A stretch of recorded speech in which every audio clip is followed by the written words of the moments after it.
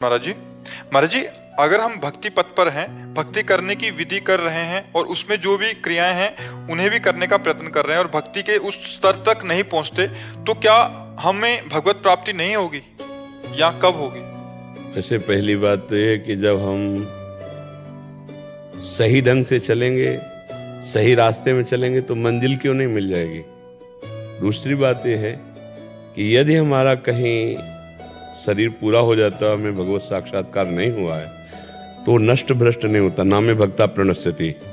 अगर हमने 100 नाम जप किए हैं तो हमारा जो अगला जन्म होगा तो पुण्यवान, और जहाँ भक्ति के माहौल, भक्ति का बहुत सुंदर व्यवस्था है, ऐश्वर्य भी है, भोग सामग्री भी है, वहाँ जन्म होगा और 101 से भजन शुरू होगा, 1 से नहीं होगा। अगर 100 नाम जप किए हैं तो 101 से शुरू होगा। पर हमें लगता है कि हम ऐसा छोड़ें क्यों, इसी जन्म में क्यों ना भगवान को प्राप्त करें। और भगवान को प्राप्त करने का इसी जन्म में पक्का विश्वासपूर्ण तरीका ये है कि नाम जब छूटने ना पावे। हर श्वास में नाम, तो जो आज श्वास आखिरी होगी उसमें हमें भगवत प्राप्ति हो जाएगी। जब पुत्र के निमित्त से नारायण बुलाया तो अजामिल को भगवत प्राप्ति हुई कि नहीं? तो अगर हम जानबूझकर कृष्ण बोलेंगे, हरि बोलेंगे, राधा बोलेंगे, हमारे प्राण निकल जाते तो हमें भगवत प्राप्ति पक्की हो जाएगी।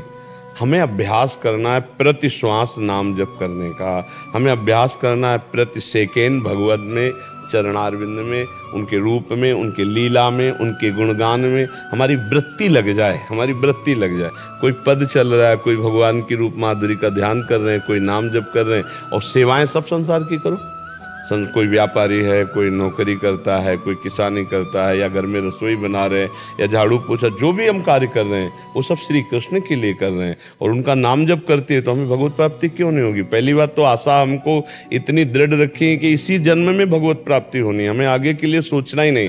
पर यदि ऐसा नहीं होता है तो भगवान ने कहा है जो मेरा योग भ्रष्ट होता है वैसे अब बादलों की तरह छिन्न भिन्न नहीं हो जाता कि नष्ट हो गया, नहीं, उसका श्रीवान कुलवान भक्ति का जहाँ माहौल है वहाँ जन्म होगा, और प्रारंभ से ही उसमें भक्ति के परमाणु जितने पहले थे वहीं से ऊपर उठता चला जाएगा और उस जन्म में भगवत प्राप्ति कर लेगा। पर हमें आगे का भरोसा नहीं, हमको इसी जन्म में प्राप्त करना। आशा बंधा समुत्कंठा नाम गाने सदा रुचि, ये दृढ़ आशा, इसी जन्म में मुझे भगवत साक्षात्कार करना है, और उत्साह पूर्वक खूब नाम जप करो, भगवत साक्षात्कार हो जाएगा।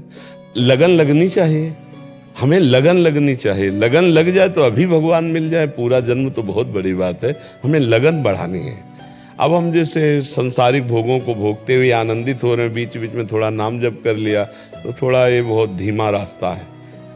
अगर हम श्री कृष्ण के लिए व्याकुल होकर रो कर के भजन करने लगे, आंसुओं से भिगो भिगो कर, हे प्रभु अब मुझे आगे जन्म क्या भरोसा, इसी जन्म में मुझे भगवत साक्षात्कार, हे श्री कृष्ण मिल जाओ, हे कृपा सिंधु।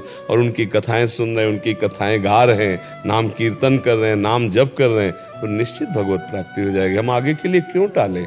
ये जन्म पर्याप्त है भगवत प्राप्ति के लिए। जितने समय आप अभी हो, अभी से जितना समय होगा, हर श्वास पर्याप्त है भगवत प्राप्ति के लिए। हमारी बात को समझ लीजिए, अगर हर श्वास नाम ले रहे हैं तो हर कोई भी श्वास आखिरी होगी वो हमें भगवान से मिला देगी, वो भगवत प्राप्ति करा देगी।